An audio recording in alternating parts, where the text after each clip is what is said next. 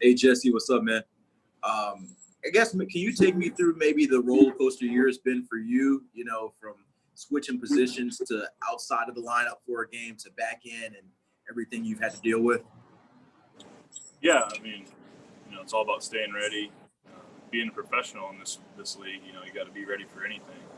And, my role over the years has been, wherever somebody needed me, someone went down, I would go in. So, that's kind of what, I guess, hanging on to too as well, being able to play all positions or most positions. And, hopefully, make it a little longer in this league and also longer here. Hey, Jesse, I was curious from a scheme standpoint, what kind of challenges does the Patriots pass rush provide you guys? Yeah, they do a good job, spacing wise to, disguising some other things they do. They got some big bodies, they got some fast guys. So, for us, it's just, staying together and not setting too far away from each other and just keeping our, keeping Tua clean, but keeping our, people not getting picked, in the center to the guard to the tackle. Jordan?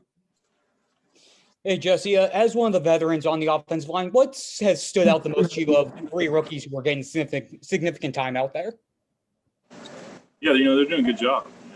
Coming in as a rookie, really no off season, not really knowing what to expect.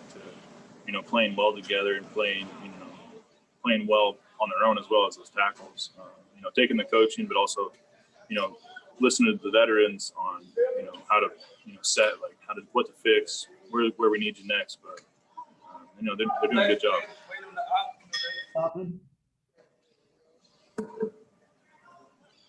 Hey, Jesse. Hopefully we can all laugh about this now, but what were some things going on in your mind when you were stopping Coach Flo during the Bengals game a couple weeks ago? Oh, when he ran out there? Yeah. I thought he was going to get Jakeem when Jakeem was down, and I saw him, advancing further over there. And I didn't want him, drawing any more penalties or possibly getting booted. So, I was just doing what anybody else would have done and stopping someone, going a little too far. But, he's in his own right. That game was getting out of hand, and, he disagreed with some things. He shows a lot of his character, sticking up for his players and everyone else. So he did a good job. Yeah. Hey, Jesse, I know the mantra has been one day at a time, but given everything you guys went through last year, is there a special appreciation of playing meaningful games and being in the hunt at this point late in the year? Yeah, last couple of years it's been kind of a drag in December, trying to fight your way in. But right now we're sitting pretty good, and we're a confident team. I think, moving forward here, we take this one game at a time, but we all have our eyes on the prize as well. Just getting a chance to get in there in a playoff situation is great. Playing these games late in December, it gets you fired up. We all know the expectation. We got to raise our level a little bit more each week. We got to target on ourselves too. And I think everybody's embraced that challenge. Hey, Emmanuel, I wanted to ask, what do you know about the Dolphins-Patriots rivalry? Obviously, you've played in one game now, but what do you know about the rivalry? Oh, I know it's a division game, so those games are always important because it counts as two. Not necessarily like a lot about the history of the Dolphins and the Patriots. So. Josh?